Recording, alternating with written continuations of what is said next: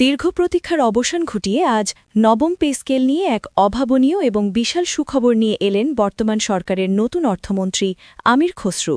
প্রিয় সরকারি চাকুরিজীবী ভাই ও বোনেরা, আজকের সকালের আপডেট নিউজে আপনাদের স্বাগতম। যারা আমাদের চ্যানেলে নতুন তারা এখনই চ্যানেলটি সাবস্ক্রাইব করুন, আর হ্যাঁ, অবশ্যই কমেন্ট করে জানাবেন আপনারা কে কোন জেলা থেকে আমাদের ভিডিওটি দেখছেন। তবে চলুন কথা না বাড়িয়ে আজকের সর্বশেষ সংবাদটি জেনে নিন। আজ এক জনাকীর্ণ সংবাদ সম্মেলনে সাংবাদিকদের মুখোমুখি হয়ে তিনি অত্যন্ত সাবলীল ও দৃঢ় কণ্ঠে যে দীর্ঘ বক্তব্য দিয়েছেন তা কেবল একটি সাধারণ প্রশাসনিক ঘোষণা মাত্র নয়, বরং এই যুগান্তকারী বক্তব্য দেশের লাখো সরকারি কর্মচারী এবং শতভাগ পেনশনার পরিবারের জীবনে এক নতুন আশার আলো এবং অর্থনৈতিক মুক্তির এক নতুন দিগন্ত খুলে দিয়েছে। দীর্ঘদিন ধরে দেশের আনাচে কানাচে সরকারি দফতরগুলোতে এবং চায়ের আড্ডায় যে প্রশ্নটি সবার মনে প্রতিনিয়ত ঘুরপাক খাচ্ছিল যে নবম পে স্কেল আদৌ বাস্তবায়িত হবে কিনা, হলেও সেটি কবে নাগাদ আলোর মুখ দেখবে এবং এই পে স্কেলের আওতায় কারা প্রকৃত সুবিধা পাবে, আজ অর্থমন্ত্রীর অত্যন্ত স্পষ্ট ও জোরালো দিক নির্দেশনার মাধ্যমে সেই সব প্রশ্নের অবসান ঘটেছে। সংবাদ সম্মেলনে উপস্থিত গণমাধ্যম কর্মীরা যখন সরাসরি এবং অত্যন্ত প্রাসঙ্গিকভাবে জানতে চান নবম পে স্কেল ঠিক কবে নাগাদ চূড়ান্তভাবে কার্যকর করা হবে, তখন অর্থমন্ত্রী অত্যন্ত আত্মবিশ্বাসের সাথে এবং কালক্ষেপণ না করে জবাবে বলেন, এটি আর কোনোভাবেই ফাইলে বন্দী বা ঝুলে থাকার মতো কোনো সাধারণ বিষয় নয়। সরকারের সর্বোচ্চ পর্যায়ের সিদ্ধান্তে নবম পে স্কেল অতি দ্রুত সময়ের মধ্যে কার্যকর করার সকল প্রস্তুতি গ্রহণ করা হচ্ছে। তিনি অত্যন্ত পরিষ্কার এবং দ্ব্যর্থহীন ভাষায় উল্লেখ করেন, সময় উপযোগী একটি বেতন কাঠামো পাওয়া সরকারি কর্মচারীদের কোনো করুণার বিষয় নয়, বরং এটি তাদের সম্পূর্ণ ন্যায্য প্রাপ্য। বছরের পর বছর ধরে যারা নিজেদের মেধা ও শ্রম দিয়ে রাষ্ট্রের সেবা দিয়ে এসেছেন, দেশের প্রশাসনিক কাঠামোকে টিকিয়ে রেখেছেন, তাদের বর্তমান বাজার পরিস্থিতির সাথে সামঞ্জস্য রেখে আর্থিক কাঠামো সময় উপযোগী করে তোলা যে কোনো কল্যাণকামী সরকারের অন্যতম প্রধান নৈতিক দায়িত্ব। সাংবাদিকদের তরফ থেকে আরেকটি অত্যন্ত গুরুত্বপূর্ণ এবং স্পর্শকাতর প্রশ্ন ছিল পেনশনারদের ভবিষ্যৎ নিয়ে। প্রশ্ন করা হয়, যারা ইতোমধ্যে অবসরে চলে গেছেন তারা কি এই নতুন পে স্কেলে কোন সুবিধা পাবেন? এই প্রশ্নের উত্তরে অর্থমন্ত্রী অত্যন্ত বিনয়ের সাথে অথচ দৃঢ়তার সাথে জানান, দেশের শতভাগ পেনশনার এই নতুন পে স্কেলের সুবিধার আওতায় আসবেন। অর্থাৎ এখানে প্রবীণ এবং নবীন অবসরপ্রাপ্তদের মধ্যে কোনো প্রকার কৃত্রিম বিভাজন বা বৈষম্য তৈরি করা হবে না। যারা বহু বছর আগে রাষ্ট্রীয় কাজ থেকে অবসর নিয়েছেন এবং যারা একদম সাম্প্রতিক সময়ে অবসর গ্রহণ করেছেন, তাদের সবার ক্ষেত্রেই জীবনযাত্রার মান বিবেচনা করে আর্থিক সমন্বয় আনার বিষয়টি সরকারের সর্বোচ্চ বিবেচনায় থাকবে। তিনি তার বক্তব্যে আরও একটি চাঞ্চল্যকর তথ্য প্রদান করেন। তিনি জানান, এর আগে যে পুরনো টিম বা কমিটি নবম পে স্কেলের রূপরেখা প্রণয়নের কাজ করছিল, সেই টিমকে তাদের দায়িত্ব থেকে সম্পূর্ণভাবে অব্যাহতি দিয়ে অতি সম্প্রতি নতুন করে একটি অত্যন্ত দক্ষ ও বিশেষজ্ঞ টিম গঠন করা হয়েছে।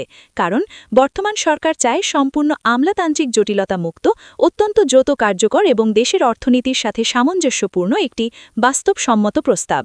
নতুন এই বিশেষজ্ঞ টিমকে সরকারের শীর্ষ পর্যায় থেকে পরিষ্কার এবং কঠোর নির্দেশনা দেওয়া হয়েছে যেন তারা পূর্বের মতো কোনো অপ্রয়োজনীয় জটিলতা বা দীর্ঘসূত্রতা না এড়িয়ে অত্যন্ত স্বল্প সময়ের মধ্যে তাদের চূড়ান্ত সুপারিশ সরকারের কাছে জমা দেয়।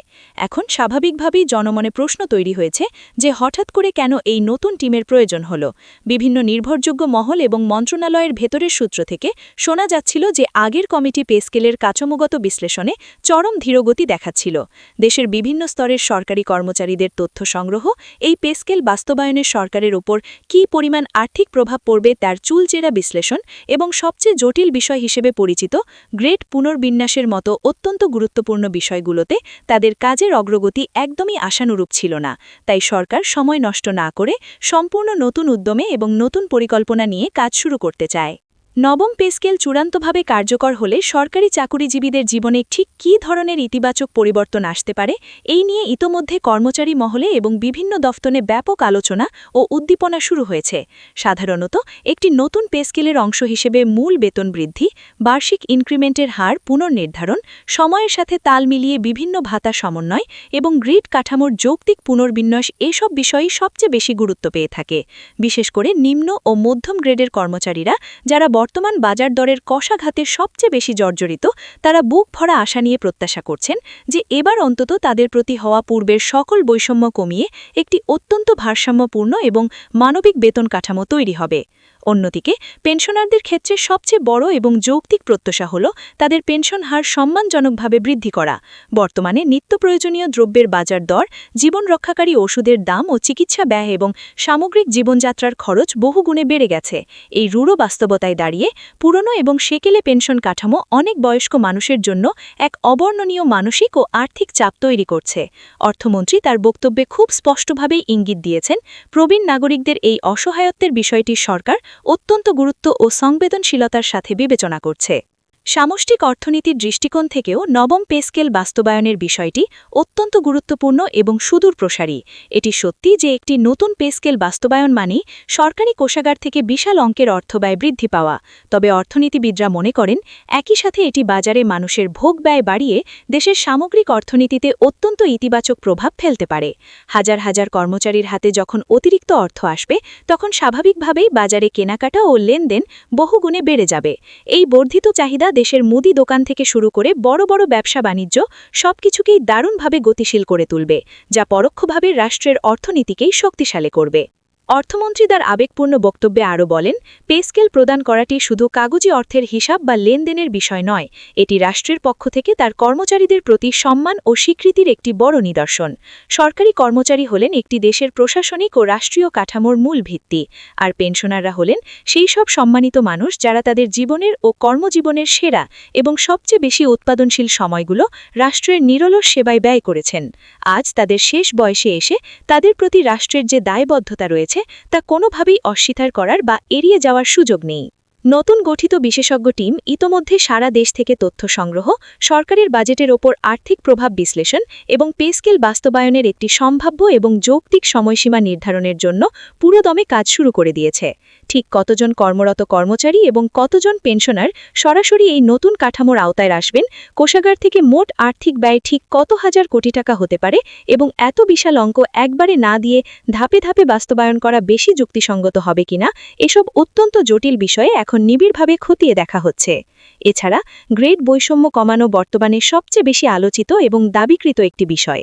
দীর্ঘদিন ধরে একই দফতরে একই ধরনের দায়িত্ব পালন করেও বিভিন্ন পর্যায়ে কর্মচারীদের বেতনের মধ্যে যে আকাশ-পাতাল পার্থক্য রয়েছে, তা নিয়ে কর্মচারীদের মধ্যে চরম মাত্রায় অসন্তোষ ও চাপা ক্ষোভ গৌছে।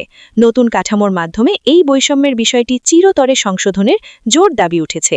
সাংবাদিকরা যখন বারবার জানতে চান এই পুরো প্রক্রিয়ার একটি নির্দিষ্ট সময়সীমা কী হতে পারে, তখন অর্থমন্ত্রী অত্যন্ত আশাবাদী কণ্ঠে বলেন, খুব শীঘ্রই আপনারা এই বিষয়ে একটি দৃশ্যমান ও যুগান্তকারী অগ্রগতি দেখতে পাবেন।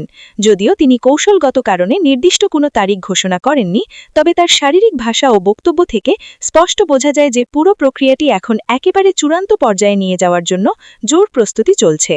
সরকারের এই ঘোষণায় পেনশনার সংগঠনগুলোর প্রতিক্রিয়াও অত্যন্ত ইতিবাচক ও আনন্দদায়ক। তারা আনন্দ প্রকাশ করে বলছেন, যদি সত্যিই ঘোষণা মতো দেশের শতভাগ পেনশনারকে এই সুবিধার অন্তর্ভুক্ত করা হয়, তবে এটি হবে স্বাধীন বাংলাদেশের ইতিহাসে অন্যতম একটি ঐতিহাসিক ও স্মরণীয় সিদ্ধান্ত। এর মাধ্যমে প্রবীণদের দীর্ঘদিনের ন্যায্য দাবি অবশেষে বাস্তবে রূপ নেবে। নবম পে স্কেল একবার সফলভাবে বাস্তবায়িত হলে ভবিষ্যতে যারা সরকারি চাকরি থেকে অবসর নেবেন, তারাও এর সুফল ভোগ করবেন।